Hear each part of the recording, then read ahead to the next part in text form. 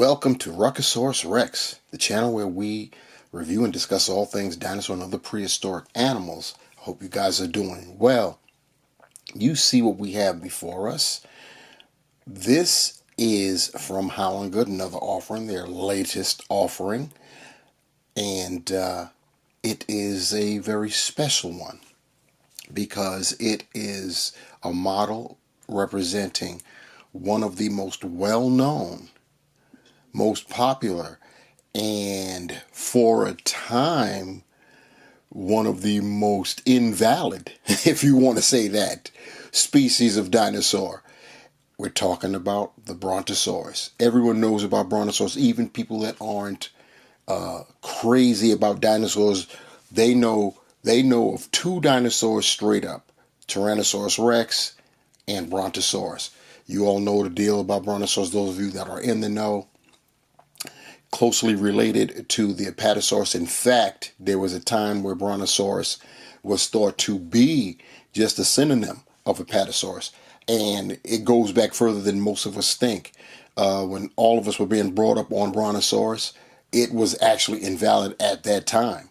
But we kept using that name. It was very popular. They didn't want to stop. And then and it was thought to be just a synonym for Apatosaurus because they have many, many similarities. Then I believe it was in 2015 that it came to light that Brontosaurus, which stands for thunder lizard, by the way, is its own species, its own genus of dinosaur. So there we have it. Anyway, you see what we've got there. The packing. This is a 1/35 scale figure, so it's going to be of a substantial size. And if you see right down there in the lower right, it reads a platform is given as a random gift. So that means not all of these packaging will actually contain a base, but they will contain the beast. So there it is. You see that we have two variants, as always with Haolonggood. We've got a green or grayish colored variant, and then you have a brownish colored variant. I ordered the brown. So that's how it goes down. At the top, I didn't mean to rhyme there. At the top, we have, as always, thumbnails of other species that have been offered by Haolonggood. And then, of course, the rear, we have the same artwork. So without further ado, let's get a look at our Brontosaurus. So I was one of the lucky ones. I managed to get one of the bases. Very happy about that. And looking at the base, it looks very, very nice, very realistic. We have, you see that glimmer there? That's supposed to be simulating a puddle of water. And I love it. There are rocks down there at the bottom, below the surface of the water. That's pretty cool. You've got this fern going on here. Very nice. You've got like a muddy type of pathway and rocky edges. It's pretty nice there. The flip, you see what that flip looks like. It's just, it's basically nothing. It's just flat. And that's what you get there. So we'll get that pretty centered because I want to do this. I want to see how good our Brontosaurus looks on the base, and it looks great. There are no imprints, footprints or anything like that on the base, as you saw, so you can basically place your Bronto any kind of way you want. Let me move him a little bit so I can get in that long and tapering tail. Crazy right there. Very, very nice. I could tell you right off the bat, just looking at the model, I'm loving the pose. This animal is trekking along and looking off to its right. And you look at that tail, you see how that tail just tapers and tapers and tapers on into us like a whip. And I can tell you right now that no predator wants to contend with any part of that tail. You don't want to get slammed, hammer hit, with the fat, the trunk part of the tail all the way down to there, and you don't want to get lashed by the whipping action. You know that Brontosaurus had some straight up whip action with tails like those.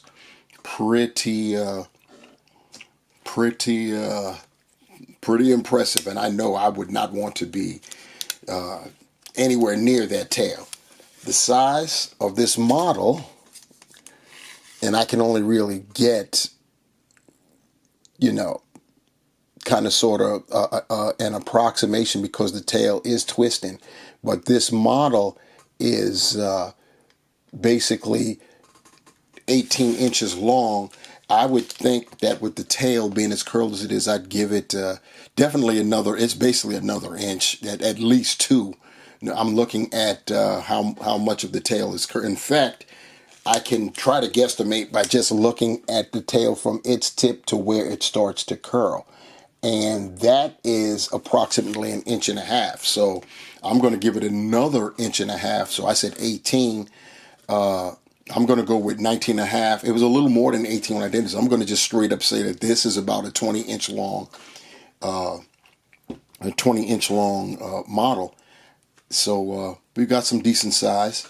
There was a time back in the day when I first got into dinosaurs. This was prior to the 90s and the 2000s, when all of a sudden titanosaurs were springing up all over the place. When I say back in the day, I'm coming from a time where the sauropods that we knew were basically late Jurassic. You know what I'm saying? And I didn't even know for the longest time that we not only had sauropods in the Cretaceous, but they made their way all the way to the late Cretaceous. I thought that they essentially went extinct. You know what I'm saying? Somewhere at the very beginning of the Cretaceous, I thought the likes of Brontosauruses, Diplodocus, and Brachiosaurs were gone or on their way out. But those three I knew about. I knew about Camarasaurus. Those were basically the 4 sauropods that I knew about and didn't even think that there were others. And then all of a sudden we get Titanosaurs that make guys like this look like the same way a gecko would be compared to a Komodo dragon. It's crazy. And what I mean by that is brontosaurs were known to get to about 85 feet long and weigh over 30 tons. So that tells you something right there. This particular model, however, is only representative of a beast that was just under 60 feet long, about 58 feet long. So this is more or less this is definitely subadult status, probably juvenile bordering on subadult, considering that the upper length level was about 27 feet longer than what this model represents. Still, it's impressive. The model standing on its own of itself is pretty impressive. I'm already digging it, and I haven't even gotten into the details, but we will get into the details momentarily. Just to give a little bit more info on Brontosaurus, I did state that stands for thunder lizard.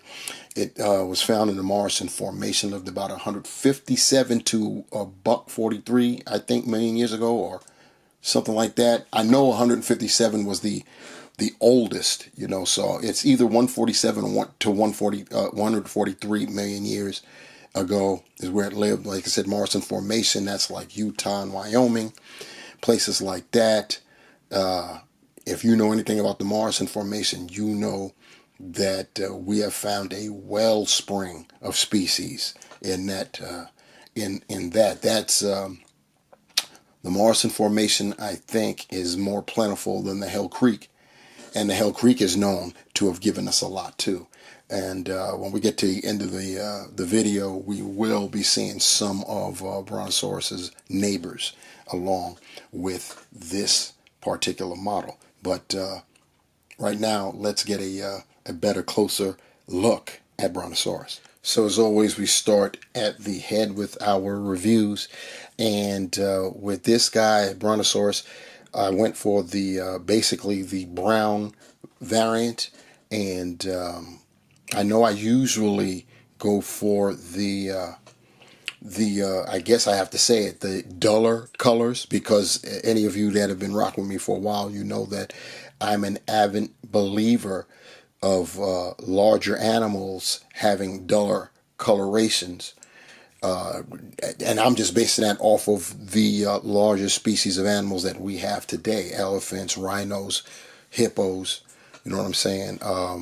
I mean, you do have giraffes that I guess you could say are colorful, but they're tall and kind of slender. But the big boys, the wide body boys, are all you know, pretty dull color. Anyway, I got the brown because I was enamored with the head, which is crazy because, like I said, I'm an avid believer, a fervent believer of the dull look when it comes to larger animals. But the purple really got me, and I just wanted to have it. So that's why I went with this guy. Turning it so we can get a better look at that head sculpt. We've got the nice eyes, and of course, and I'm telling you right now, I'm looking at it, Haolonggood is being consistent. Yellow irises, black pupils, it's amazing, but it is what it is. We do have some brown for the beak or the mouth, whatever you want to call it. We've got good, we have good details showing those nostrils. If I can get them back in the picture so you can see the nostrils. And now I'm out of focus. Gotta love that. We gotta get back into focus here. How about, does this help? There we go. Bear with me, guys. Sometimes it's like that with these larger models because you got to get close up. Well, especially with sauropods, because their heads are so small, you got to try to get them closer to the lens, and then that's where things go haywire. But there you can see those nostrils right there, and that purple is just banging to me. And it lightens up as you go down the neck. It's a darker purple for the head itself, and then when you start going down the neck, it lightens up. We do have the striping going on, and then it's really light there when you see the underside of the neck, and then it just tans out at the underside of the neck. It goes down, and then it blends into that brownish color, yellowish brown, as it ends up being when we get here. And we still have the striping and the patches, nice and dark. The forelimb, the right, and you see that it's stepping to the rear. You know what I'm saying? Like it's this foot is landing. Put it that way. Look at the front there. Pretty nice. We got the underbelly. Of course, it's going to be lighter colored. We've got wrinkles, and I mean, I love the attention to detail all the time.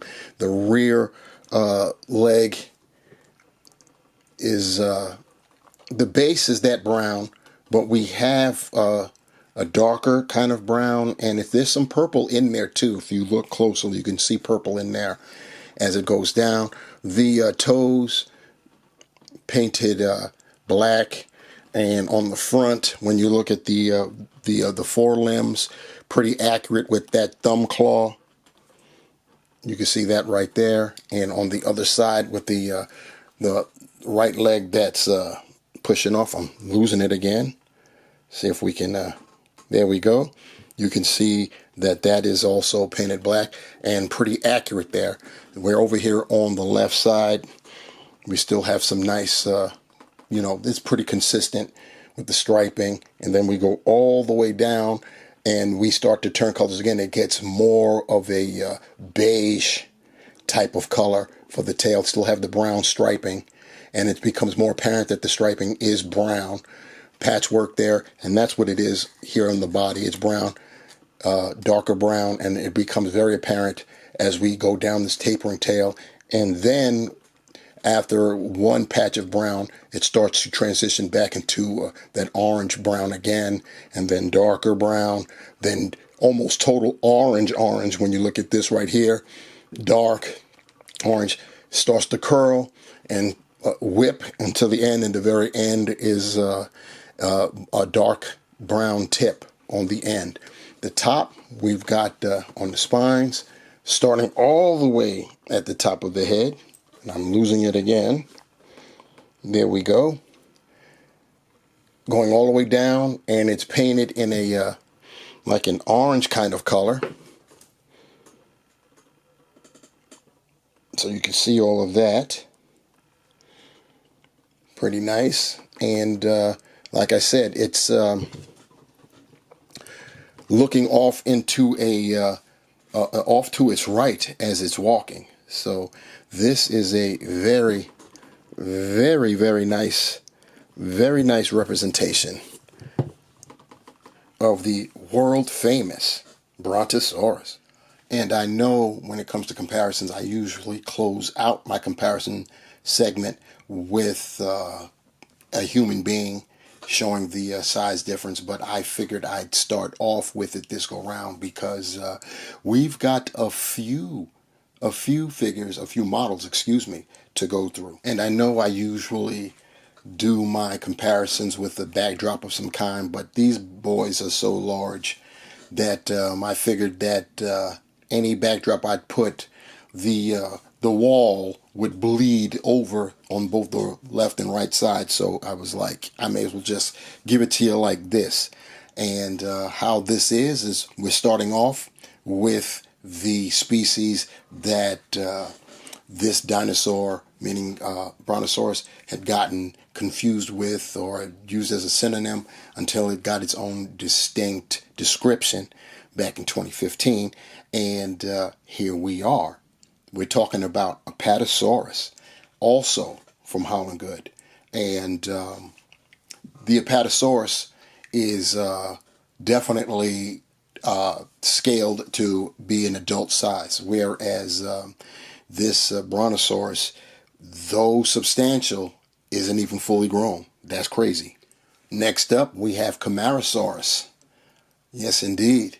And I'm glad that I brought this out because you get to see the differences between a non-macronarian sauropod, which is what Brontosaurus, and Apatosaurus, who I previously compared with.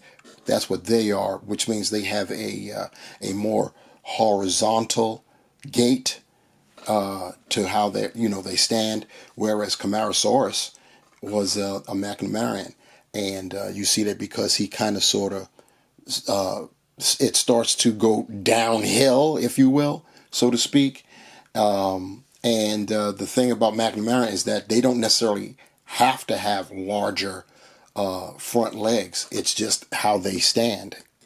So just a little something for you guys to know. Next, we have one of the Diplodocus from Rebor, and this is another non-macronarian species. In fact, Brontosaurus and Apatosaurus fall under the Diplodocus. I think I'm going to butcher how it's pronounced, Diplodocidae or something like that. Basically, all of the dinos that are like these guys, they fall under Diplodocus because I guess he got the name first. You know what I'm saying? So that's how it is. And I tell you another thing too with these Diplodocus and related, they had gotten their whips on with those tails. And to get this guy in shot, I had to change the angle of my camera and back it up a little bit. You've got the big boy of the Jurassic. We're talking about Brachiosaurus. And our Morrison Formation Walkathon continues with Stegosaurus. I've got one on our right is from PNSO, and that species, that model represents Stenops, and the larger model / species that we have here on our left is by Haolonggood, and that's the Ungulatus species. And you know we've got to showcase some of the bullies in the neighborhood. What we have here is Torvosaurus, very large predator back then, reported to be larger than Allosaurus, known as the lion of the Jurassic. And speaking of Allosaurus, here we have Saurophaganax. Now you're saying, what kind of segue was that? Well, granted, that was kind of crazy, but the reason I've got Saurophaganax here, which, by the way, is one of my favorite dino names. If it ends in X, you got me. A lot of scientists believe that Saurophaganax was simply a larger, more robust version of Allosaurus. Also was found in the Morrison Formation. And last, certainly not least, at least of what I have, bringing up the rear, we have the aforementioned Allosaurus right here, the lion of the Jurassic. There's so many specimens, so many skeletons of Allosaurus, it is crazy. This right here represents Fragilis, and on our right we've got the Allosaurus from PNSO, and on the left we've got the Haolonggood, very undersized Allosaurus. So we get to add another sauropod to the group. We get to add another member of the Morrison Formation to the group, all courtesy of Haolonggood. I did compare Brontosaurus with a Diplodocus that was from Rebor. I'm quite sure we're going to get Diplodocus from Haolonggood at some point, probably sooner rather than later. And you know I'll be here for that as well. This model, I love the colorations. Why I got this particular variant, the purple head and the purple neck that bleeds into the tannish brown, and it just looks nice. The pose, I think, is great, very lively. This Brontosaurus is walking along. The tail obviously is all good. I actually have the tail out of the shot, so I'm going to move this so we can get that tail, because the tail definitely bears mentioning. There we go. There we go. And it you can see the contrast as it goes up against the plumage behind it. I was one of the lucky ones. I got the base, and the base is definitely all of that, with the water puddle and the fern and just the whole detail. Very nice. It is undersized, so that's a caveat. That's a con. It's undersized. As large as it is, it's still undersized. It doesn't represent a full-grown Brontosaurus.